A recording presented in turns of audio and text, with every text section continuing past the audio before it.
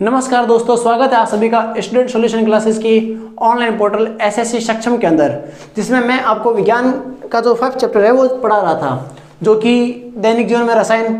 उसमें हमने 2 लेक्चर कर लिए हैं। फर्स्ट लेक्चर में हमने एसिड बेस के बारे में पढ़ लिया था, नॉर्मल सी बात जो बच्चों को पता होती है। सेकेंड टॉपिक के अंदर, सेकंड वीडियो के अंदर हमने क्या किया था कि जो एसिड और बेस है उसके बारे में अलग अलग साइंटिस्ट ने क्या क्या थ्योरी दे रखी है, तो अलग अलग वैज्ञानिकों के विज्ञान में इसके बारे में क्या पंचायत थी वो हमने पढ़ ली थी अंदर। फिर अब हम इसके अंदर ये पढ़ेंगे कि भाई हमें पता चल चुका है कि एसिड क्या होता है, बेस क्या होते हैं, ठीक है। वैज्ञानिकों ने उनके बारे में क्या क्या बातचीत कर रखी है, एग्जाम्पल क्या होता है, या फिर किसी को भी देकर कैसे बता सकता है कि वो अम्ल है या क्षार है, ठीक है।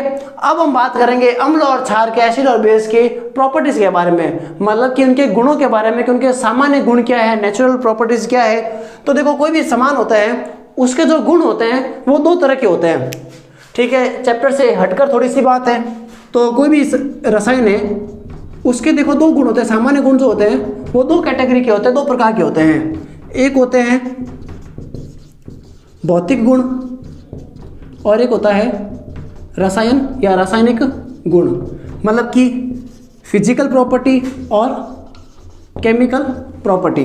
तो कैसे पता चलेगा किसी की फिजिकल प्रॉपर्टी क्या है, केमिकल प्रॉपर्टी क्या है? हमने अभी तक अम्ल या क्षार के बारे में जो बात की है उसके अंदर से कौन से गुण, उसके प्रॉपर्टी जो थी वो केमिकल थी, कौन सी फिजिकल थी, या हम पूरा लेसन पढ़ लेंगे। बोर्ड के अंदर क्वेश्चन आएगा कि अम्ल तथा क्षार के गुण को लिखिए, तो अब गुण को लिखिए, इतना सब क्वेश्चन है और 2 नंबर का क्वेश्चन है, तो हमें क्या पता भाई ये लिखना है या लिखना है, या फिर दोनों में से 2 लिखना है। या क्वेश्चन आ गया 1 नंबर का कि अम्ल तथा क्षार के भौतिक गुण लिखिए। अब आपको रासायनिक गुण सारे याद है, आप सारे टेकने शुरू कर दो, तो 1 नंबर के लिए आप 2 पेज भर रहे हो, तो हमें पता होना चाहिए कि भौतिक गुण क्या है, रासायनिक गुण क्या है। देखिए, पेपर के अंदर जो क्वेश्चन आते हैं उनमें से कोई भी क्वेश्चन हो वो 50% तो तभी हल हो जाता है जब हमें पता चल जाता है कि वो क्वेश्चन में पूछ क्या रहा है, ठीक है। पूछे यहाँ का हम बताए वहाँ का, तो ऐसा नहीं चलेगा। तो फिजिकल प्रॉपर्टीज और केमिकल प्रॉपर्टी के बारे में थोड़ी सी बात करेंगे, फिर हम इस लेसन के अंदर आगे चलेंगे कि अम्ल तथा क्षार के गुण क्या होते हैं।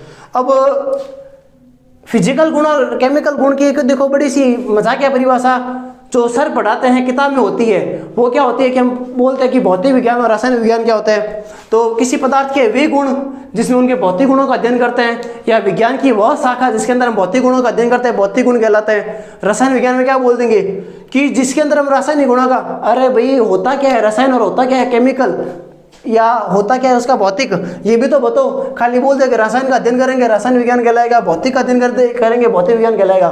तो देखो, आपको कुछ भी नहीं करना है, सिंपल से देखना है कि आपको ये मार्कर दिखाई दे रहा है क्या, दिखाई दे रहा है क्या। तो मार्कर के अंदर देखो, आप देख कर क्या क्या बता सकते हो। हम बता सकते हैं कि सर ये जो है सफ़ेद रंग का और काले रंग का है, मतलब इसका रंग बता सकते हैं कि सफ़ेद और काले रंग का है। और क्या बता सकते हो कि सर ये आकृति में, सॉरी आकार में क्या लंबा है, मतलब इसका आकार बता सकते हैं। फिर और क्या बता सकते हो कि सर मैं इसकी आकृति बता सकता हूँ कि गोलाकार है, तो हम इसकी आकृति बता सकते हैं। इसके अलावा कि अगर इसको हम दबाए प्रेस करें तो हम बता सकते हैं कि ये ठोस है, द्रव है, गैस है, तो हम इसकी अवस्था बता सकते हैं। अवस्था मतलब ठोस, द्रव और गैस। तो ये ऐसे लक्षण हैं जो हम बाहर से देखकर बता सकते हैं। इसके लिए हमें इसको तोड़ने मोड़ने की जरूरत नहीं पड़ेगी कि ये कैसा है, किस प्रकार का है, ठीक है। तो इसको बाहर से देख के बता सकते हैं। तो वे लक्षण किसी के भी, चाहे कोई पदार्थ हो, कोई सामान हो, कोई कंपाउंड हो, जिसके लक्षण हम बाहर से देख के बता सकते हैं, वो हमेशा भौतिक गुण होते हैं। ये क्या होता है भाई, भौतिक गुण। ऐसे कैसे सर?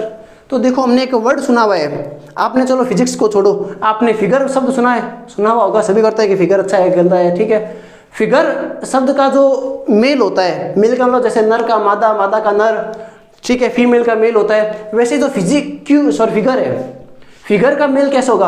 अब कोई बंदा जिम जा रहा है, उसकी बॉडी शॉडी तकड़ी है, तो उसको ये थोड़ी बोलेंगे कि इस लड़के का फिगर बड़ा अच्छा है, ये थोड़ी बोलेंगे। वो तो बॉडी से हमें 2 टेक भी सकता है, तो उसके लिए हम यूज करता है फिजिक्यू। फिगर की जगह यूज करता है फिजिक्यू।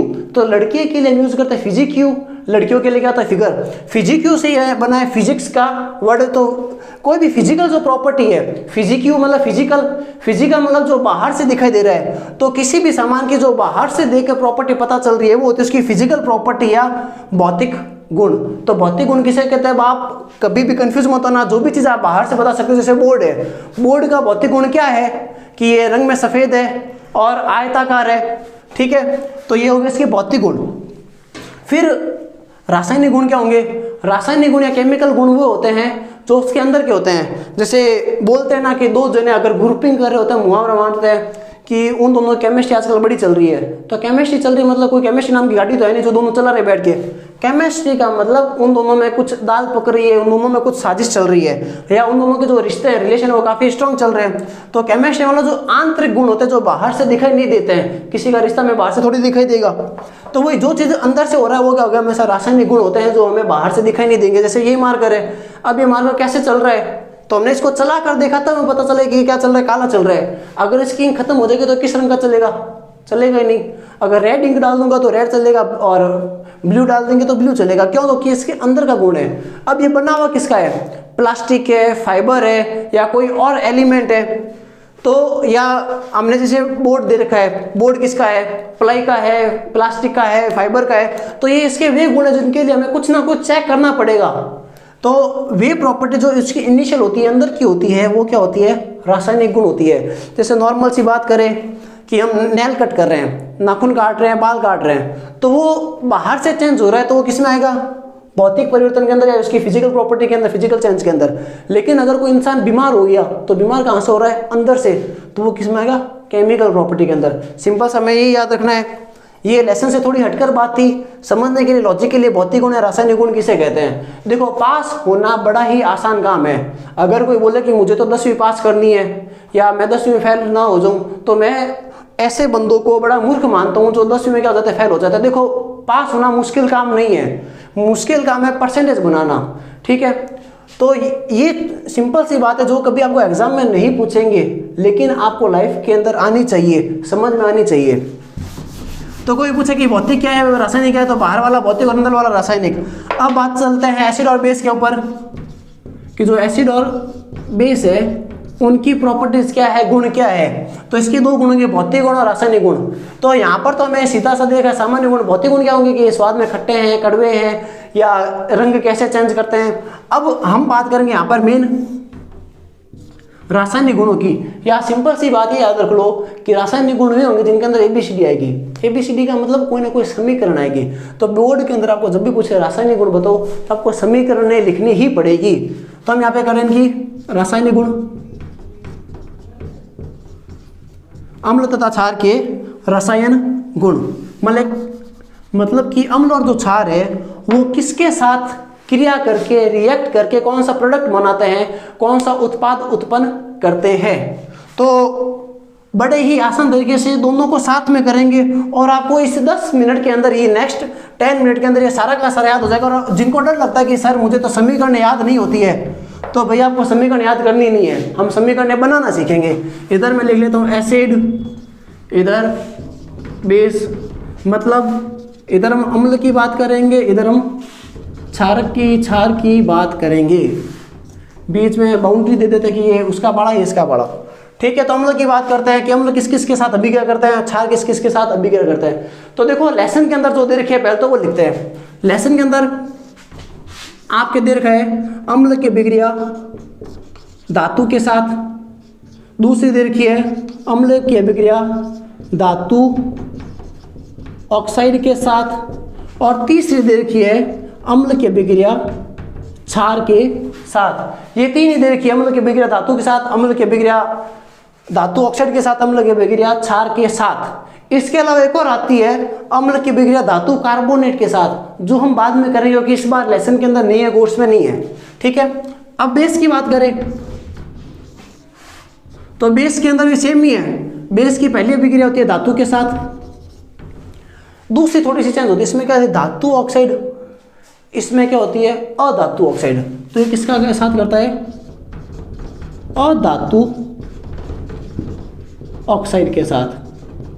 और तीसरी वापस अम्ल ने क्षार के साथ करी तो क्षार अम्ल के साथ करेगा, दोनों में कोई डिफरेंस नहीं आएगा। तो यहाँ पे लिख लेते हैं अम्ल के साथ। ये इतना हमें याद करना है। तो पहले हमें ये तो पता होना चाहिए कि हमें लड़ाई किस किस के साथ करनी है। तो हमें लड़ना है इधर भी 3 के साथ, इधर भी 3 के साथ। सर 3 के साथ कहाँ पे लड़ना है, ये और ये तो एक जैसा ही है।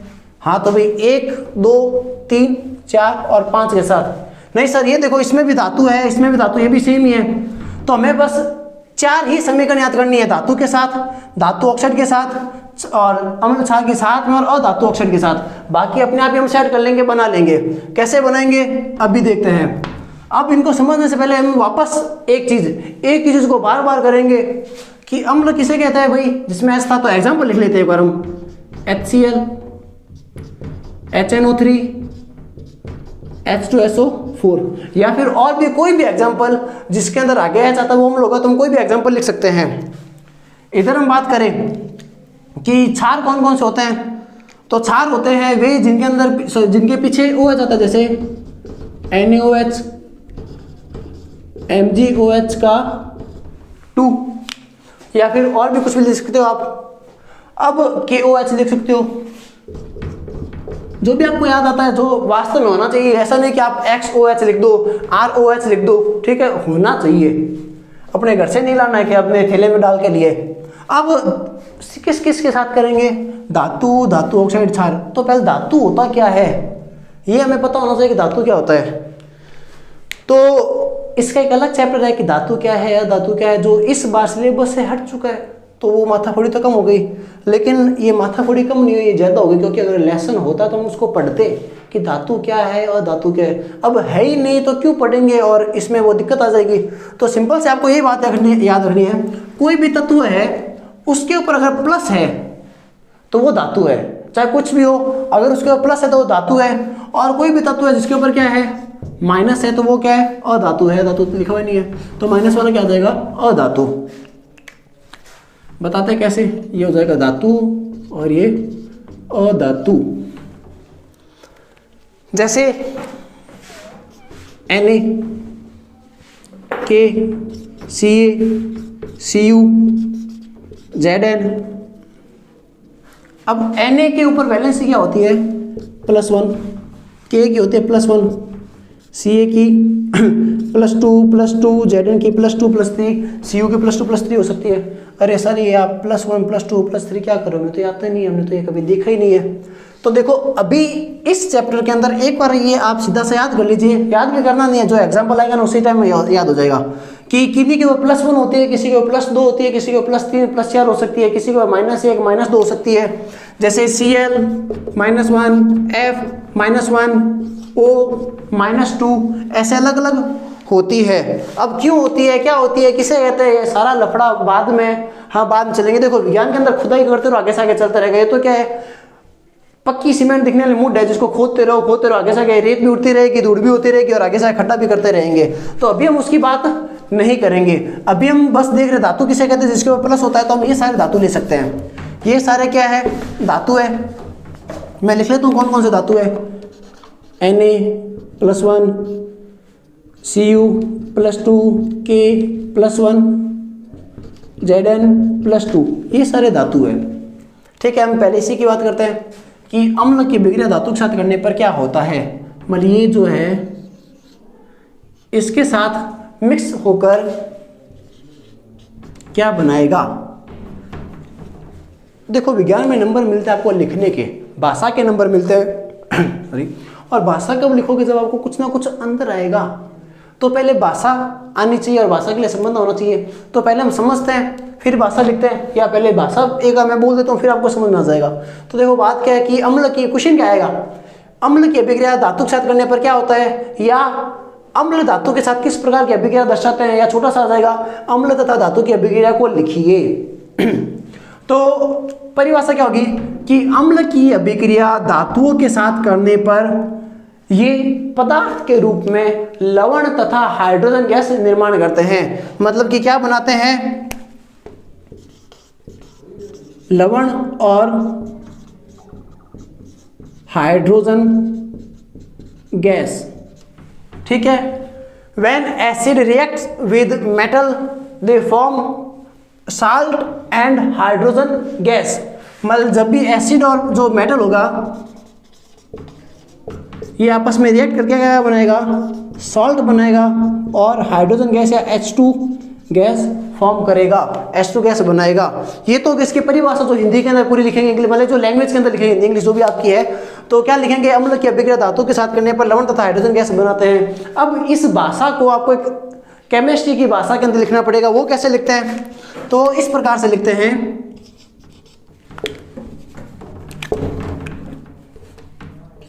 अम्ल प्लस धातु। क्यों प्लस का मतलब अभिक्रिया करने पर, अभिक्रिया होने पर, रिएक्शन करने पर। एसिड रिएक्ट विद मेटल या अम्ल की अभिक्रिया धातु के साथ करने पर मतलब किसी और पर आगे, तो तीर पर, तीर के बाद, तो तीर के बाद क्या आएगा, जो बनाते क्या बनाते हैं लवण और हाइड्रोजन गैस। तो यहाँ पे क्या जाएगा लवण plus hydrogen gas. Hydrogen gas आपको हिंदी में हाइड्रोजन गैस पूरा लिखना पड़ेगा, हम यहाँ पर एक बार H2 लिख देते हैं क्योंकि हमें पता है हाइड्रोजन गैस H2 होता है।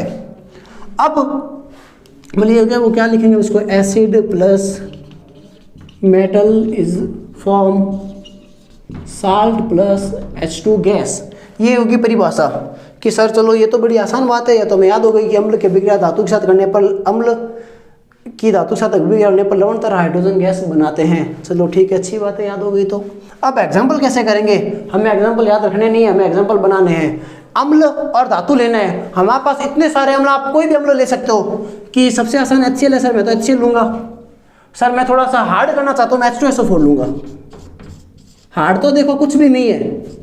सर मेटल की बात करें तो धातु में Na लूंगा, सर मैं भी Na ले लूंगा, तो ये भी हम Na ले लेते हैं। कोई भी धातु ले सकते हो आप, जो मर्जी वो ले सकते हो, ठीक है। आप Cu ले सकते हो, Ca ले सकते हो, पोटेशियम ले सकते हो, जिंक ले सकते हो, एरो। अब लवण और हाइड्रोजन गैस बनाता है, सर आपने ये तो याद करा था कि अम्ल कोई भी ले सकता है जिसका आगे H होता है। सर धातु कोई भी ले सकता है, 5-6 आपने नाम याद करवा दिए। लवण क्या होता है सर, ये तो मैं नहीं पता, छोड़ दो। विज्ञान का सीधा सा फंडामेंटल है, जो चीज़ आपको नहीं आती है वहीं पे छोड़ दो, ठीक है। और आगे चलो वो धक्का खाता हो अपने आप पीछे आएगा हमारे। H2 गैस किसे कहते हैं, हाइड्रोजन गैस किसे कहते हैं, वो तो पता है ना, वो लिख दो खाली, प्लस H2। इधर भी वो निकलेगा क्योंकि परिभाषा सभी पर एक जैसे लागू हो रही है। हम बात करते हैं पहले इस वाले की। अगर इसमें से H2 निकल गया, कहाँ से निकला है ये H2, ये H2 निकला है भाई इधर से, तो इसमें से जो H है वो गायब कर दो, ये वाला H गायब कर दिया। इस H को गायब करने पर पीछे कौन कौन दिखाई दे रहा है, Na और Cl, ये तो दिखाई दे रहा है, Na दिखाई दे रहा है और Cl दिखाई दे रहा है। Na के ऊपर होता है +1, Cl के ऊपर होता है -1, इन दोनों को साथ में मिलाकर लिखना है NaCl। ये हो गया हमारी समीकरण कि अम्ल के अभिक्रिया धातु के साथ करने पर लवण तथा हाइड्रोजन गैस बनाता है। मतलब acid HCl metal sodium Na is form लवण salt NaCl and hydrogen gas. Simple सी परिभाषा। इसमें क्या होगा, H2 गैस निकालना है, हमने निकाल दिया H2 गैस। H2 गैस निकालने पर पीछे कौन रह गया, SO4 और Na। एक SO4 बचा है और एक Na बचा है, ठीक है। Na के ऊपर होता है +1, SO4 के ऊपर होता है -2, इसके ऊपर क्या होता है -2 होता है। ये कुछ आपको चार्ज याद रखने पड़ेंगे, एक वीडियो होगी तब आपको पूरे एक साथ में याद करवा देंगे, तब तक आप यहाँ पर कोशिश कीजिए, ठीक है। अब प्लस वाले में से आगे आते हैं, तो Na2SO4 मतलब सॉल्ट क्या बनेगा, Na2SO4। तो ये क्या हो गया, Na2SO4। आप कोई भी ले सकते हो, ये बनानी है। ये पहली रिएक्शन होगी एसिड की रिएक्शन किसके साथ, धातु के साथ, मेटल के साथ। अब आगे बात करते हैं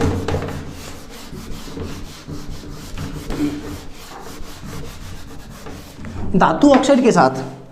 अब धातु ऑक्साइड क्या होता है, अगर ये पता चल जाएगा तो ये भी रिएक्शन आराम से हो जाएगी कि सर धातु तो आपने बता दिया कि NaCuKZn होता है, ऑक्साइड क्या होगा। देखो पीछे जब भी नाम आएगा वो हमेशा बिगड़ा हुआ आएगा। सिंपल सी बात है, अपने मारवाड़ों की आदत होती है, जो भी पीछे होगा उसका नाम हम बिगाड़ेंगे, ठीक है। किसी का नाम कवि है तो कविड़ा हो जाएगा, किसी का नाम मनोज है तो मनोजिया हो जाएगा, तो वही है। तो पीछे वाले नाम ऐसा बिगड़ा हुआ आएगा तो हमें उस बिगड़े हुए नाम को नहीं देखना, उसकी वास्तव में हैसियत क्या थी, पहचान क्या थी, वो देखना है। तो नाम क्या है, ऑक्साइड। ऑक्साइड का पीछे तो वो साइड कर दो, आगे क्या ऑक्स है तो वो होता है ऑक्सीजन। मतलब धातु और ऑक्सीजन मिलकर बनाते हैं धातु ऑक्साइड। अब धातु आप कोई भी ले सकते हो, जैसे Na ले लिया, Na का ऑक्साइड बनाते हैं। ऑक्साइड होता है O, इसकी घात होती है, पावर होती है -1, इसकी होती है +1, इसकी होती है -2। अगर इन दोनों का कोई ऑक्साइड बनेगा तो Na इसका 2 इसके पास और O, Na2O बनता है। मतलब धातु ऑक्साइड किसी ना किसी धातु का ऑक्सीजन के साथ मिलकर बनेगा। अगर मैं Cu की बनूँ, Cu के ऊपर खुद का +2 है, ऑक्सीजन का -2 है, तो ये क्या बनेगा, Cu2O2, 2 से 2 कट जाएगा तो मेन क्या बनेगा, CuO। तो इस प्रकार से धातु ऑक्साइड बनता है। कोई भी धातु को ऑक्सीजन के साथ जोड़कर धातु ऑक्साइड बना सकते हैं। एग्जाम्पल करते हैं। पहले तो परिभाषा क्या होगी,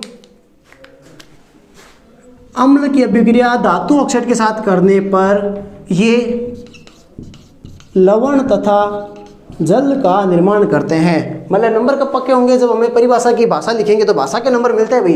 तो भाषा क्या है? अम्ल की अभिक्रिया धातु ऑक्साइड के साथ करने पर लवण तथा जल का निर्माण होता है। When acid reacts with metallic oxide they form salt and water. ये इतनी सी भाषा लिखनी है, ठीक है। अब कैसे बनाएंगे भाषा के बाद उस भाषा की परिभाषा को आपको रासायनिक भाषा में लिखना है, वो कैसे होगी?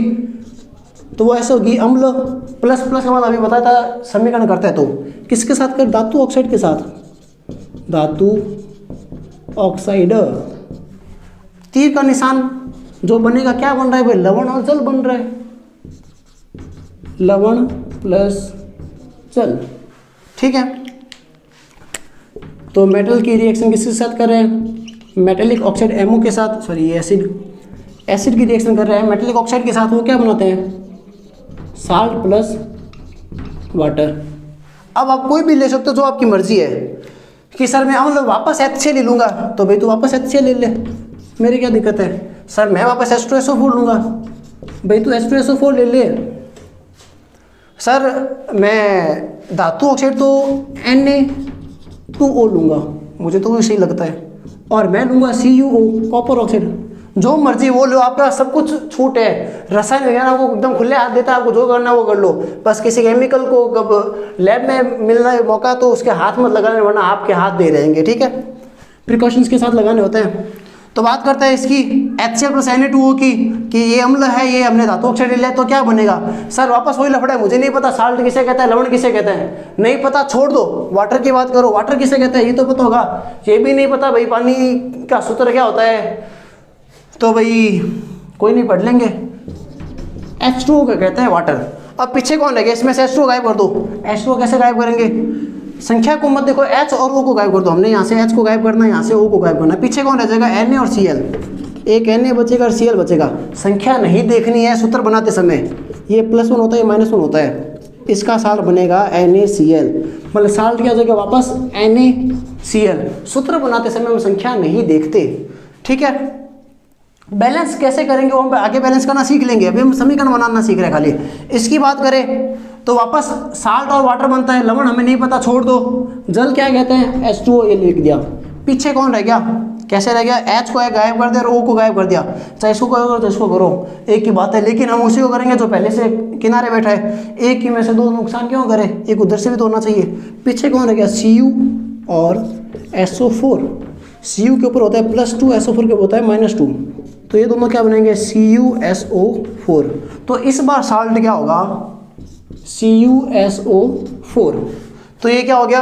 अम्ल की धातु ऑक्साइड के साथ अभिक्रिया करने पर वो लवण और जल बनेंगे। इस बार लवण कौन होगा? NaCl, या जो भी हम लेंगे उसके अकॉर्डिंग बनता रहेगा। मेन डिफरेंस क्या इसमें क्या बन रहा है? जल। तो ये होगी दूसरी।